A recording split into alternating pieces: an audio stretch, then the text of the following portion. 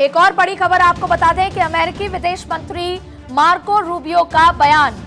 मैं उपराष्ट्रपति JD Vance, देखिए कितना एक बड़ी खबर आपको बता दें, अमेरिकी विदेश मंत्री मार्को रूबियो का बयान ये सामने आपके, और ये लिखा है कि मैं उपराष्ट्रपति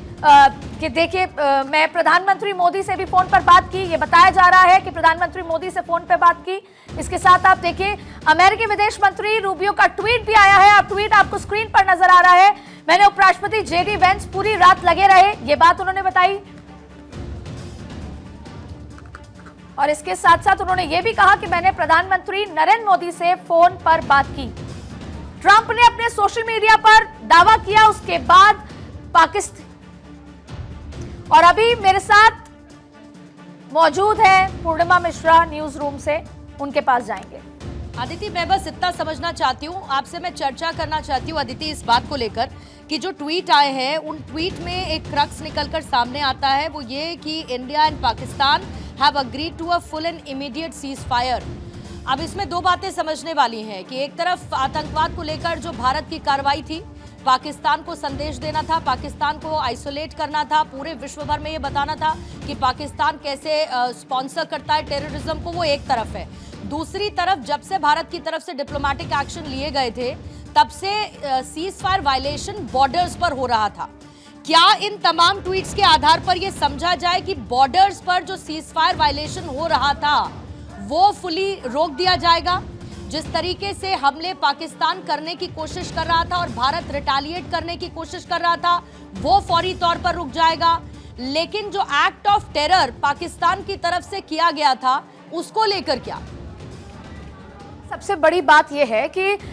अभी कुछ देर बाद एमबीए की पीसी होगी, लेकिन अभी भारतीय सूत्रों ने भी इसका खुलासा इस तरह से आ गया है सूत्रों के हवाले से कि वो भी अग्री करते हैं, यानी कि जो गतिविधियां हुई हैं दोपहर बाद से ये पुष्टि दे रही हैं कि सीज फायर अग्रीमेंट हो चुका है दोनों ही देशों की तरफ से। और आप ये देखिए कि किस तरीके से अग्रीमेंट तो है ही, सबसे पहले डोनाल्ड ट्रंप का ट्वीट आता है पूर्णिमा, उसके बाद फिर पाकिस्तान के तरफ से भी ट्वीट आता है शाकडार का, और वो साफ ये बात करते हैं कि हम चाहते हैं कि सीज फायर हो जाए, फिर भारत सरकार की तरफ से भी इसका इंडिकेशन है, लेकिन पुख्ता तौर पर एमबीए की प्रेस कॉन्फ्रेंस के बाद ही समझ आएगा। अब देखिए बात यह है कि ये इंटरनेशनल प्रेशर की वजह से हुआ, ये भारत ने जिस तरीके से कल रिटेलिएट किया और जो पाकिस्तान का एक भारी नुकसान हुआ, उसके बाद पाकिस्तान को ये स्थिति समझ में आई कि वो आगे इस युद्ध में आगे नहीं बढ़ सकता। ऐसे कई कारण हो सकते हैं, लेकिन फिलहाल हम ये जिस बात का जिक्र कर रहे थे कि अमेरिका, फ्रांस, ये सब कहाँ है और क्यों इस तरह से इंटरवीन नहीं हो रहा, तो शायद ये उसका नमूना नजर आ रहा है। और दूसरा मार्क रूबियो का अगर आप पूरा ट्वीट अदिति पढ़ेंगी तो मार्क रूबियो यहाँ पर लिख रहे हैं कि इंडिया और Pakistan have agreed to an immediate ceasefire and to start talks on the broad set of issues at a neutral site, मतलब बातचीत। लेकिन भारत का स्टैंड, भारत की पॉलिसी अगेंस्ट टेररिज्म किसी भी बातचीत और आतंकवाद के साथ साथ की नहीं रही है। मैं इसीलिए इन ट्वीट्स को बहुत अच्छे से समझने की कोशिश करती हूँ क्योंकि इसका इम्पैक्ट थोड़ा ब्रॉडर लेवल पे समझने की बहुत सख्त जरूरत है। तो पूर्णिमा देखिए इसको चार लिहाज से समझ लेते हैं, चार बड़े पॉइंट, और देखिए और अभी ब्रीफिंग भी बाकी है, वो उस ब्रीफिंग के बाद और तस्वीरें साफ हो जाएंगी कि क्या कुछ रहा, लेकिन ये समझना जरूरी है पूर्णिमा कि वो चार क्या बड़ी बातें रहीं, क्योंकि कड़ी से कड़ी अगर जोड़ी जाए, अभी हमें इंतजार है कि अभी भारत के आधिकारिक रूप से ब्रीफिंग होगी, उस ब्रीफिंग में क्या कुछ कहा जाता है, क्योंकि आज ही भारत ने ये बात कही थी कि किसी भी तरह का टेरर का एक्ट हुआ तो हम उसे एक्ट ऑफ वॉर मानेंगे, उसके बाद इस तरह की गतिविधियां आती हैं। तो पहली बात पूर्णिमा हम बिंदुवार समझ लेते हैं, पहली बात तो ये उम्मीद की जाए कि आज रात 8:30 बजे बाद कोई भी सीज फायर वायलेशन नहीं होगा। जैसलमेर, गुजरात, पंजाब, जम्मू कश्मीर, किसी भी तरह का ड्रोन और इस तरह की हरकत नहीं होगी, ये मान ली जाए इन सारे ट्वीट्स, क्योंकि आप खास तौर पे ट्वीट का जिक्र कर रही हैं। अदिति, इन ट्वीट से तो यही समझ में आता है क्योंकि इमीडिएट सीज फायर की बात यहां पर की जा रही है, यानी अक्रॉस बॉर्डर्स फायरिंग तो होने नहीं वाली है, लेकिन इसके साथ साथ फिर वही बात है कि अगर भारत अपनी जिन पॉलिसीज के साथ बढ़ रहा है, अभी मार्क रूबियो कह रहे हैं कि दोनों ही देशों ने समझदारी का परिचय दिया है, लेकिन इसमें पहले समझदारी का परिचय तो पाकिस्तान की तरफ से दिया जाना था। पाकिस्तान की तरफ से आतंकी भेजे गए, वो नहीं भेजे जाने थे। अगर पाकिस्तान हमला नहीं करवाता तो भारत जवाबी कार्रवाई नहीं करता।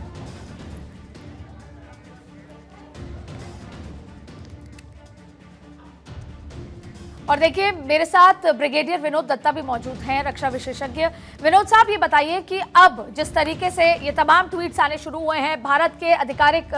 हम प्रक्रिया का इंतजार कर रहे हैं, इस पूरे को आप सिनेरियो को कैसे देखते हैं? देखिए, ये बड़ी अच्छी पहल है और क्योंकि युद्ध दोनों देशों के बिल्कुल फेवर में नहीं था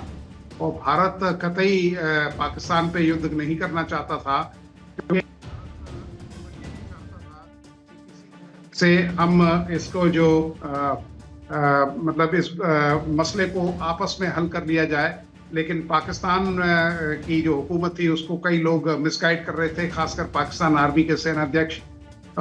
लेकिन अमेरिका हमेशा यही कहता रहा कि दोनों को